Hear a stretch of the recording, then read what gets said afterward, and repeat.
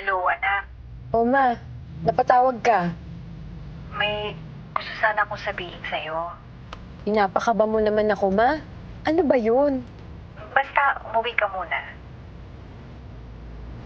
Mare, sure ka ha? Mabilis lang tayo dito. 3 days. Yan lang sinabi ko kay Hanny. Alam mo namang hindi natin pwedeng iwanan yung food cart business natin.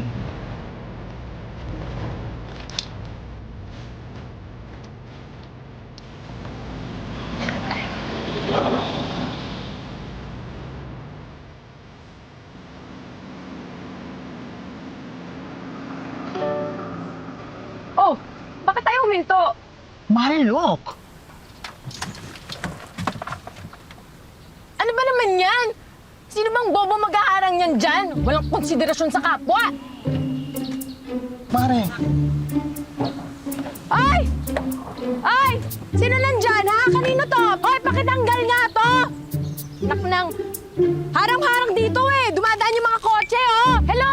Mare, kalma ka lang. Good vibes lang tayo dapat, ha? Paano papasok ang sweater niyan tayo? Eh, paano nga tayong papasukin ng swerte? Eh, hindi nga tayo makapasok sa farm namin dahil sa harang na yan. Ano, hindi ba siya nag-iisip? Paano kung may emergency? Namatay yung tao dahil lang dito? Relax ka lang, no? Hindi ka malinis na may mga taong ganito sa mundo, mga walang hiya. Grabe naman, ma'am. Walang hiya agad. Pasensya na po, ha. Tatabi ko na po agad. Hoy, ikaw, sa'yo to? Oo. Pasensya na, tatabi ko na. Hindi ka ba nag-iisip? Ha? Ano, sa tingin mo, ikaw may-ari ng kalsada? Ayaw mo magpadaan? Dito mo itatambak to? Ha? Mare. Paano kung may emergency? Eh, di namatay na lang yung mga tao. Akala mo ba ikaw lang anak ng Diyos? Sarili mo lang iniisip mo, selfish mo, ha? Tatabi ko na po. Bilis Naku! Diyos ko, yung sa mga tao ngayon. Pero ang harsh naman natin. Patawarin mo na. Yummy naman siya. I mean, umami naman siya, di ba? Na siyang mali.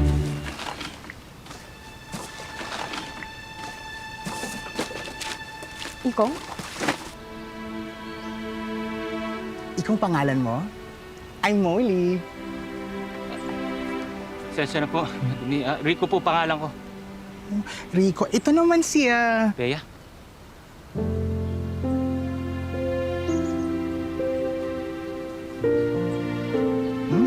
Magkakilala naman pala kayo eh. Bea. Maril ka. Mari. Ay, ikaw na. Mari, sayang naman. Ay.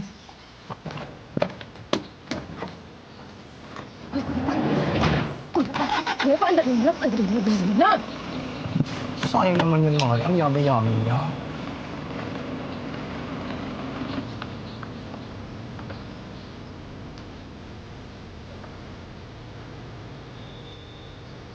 Parang sino ba yung kanina?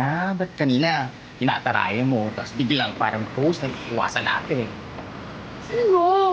Sino ba? Hindi yung Mr. Yummy kayo kanina sa kalsada. Salamat, kuya.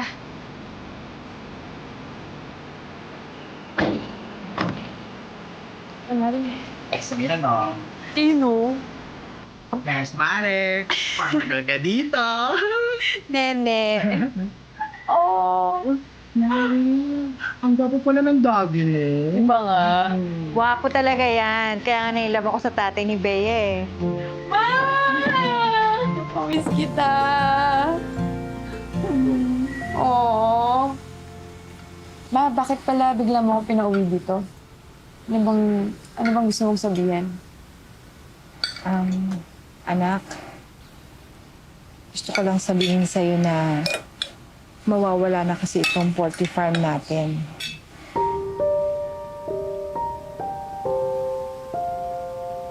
Ano? Paano? Kailan? Ano nangyari, ma? 2 years ago, sa mga Mondragon, 1 year nang default ang account natin. Kaya masusubasta na. Hanggang katapusan na lang tayo ng buwan, kailangan na nating umalis. Hindi. Hindi ako papayag. Hindi ako papayag, ma. Anak, pinauwi lang kita para malaman mo. At para na rin nandito ka sakaling mag-turnover. Anong turnover? Walang turnover na magaganap, ma. Hindi ako papayag. Walang turnover. Sorry. Anak,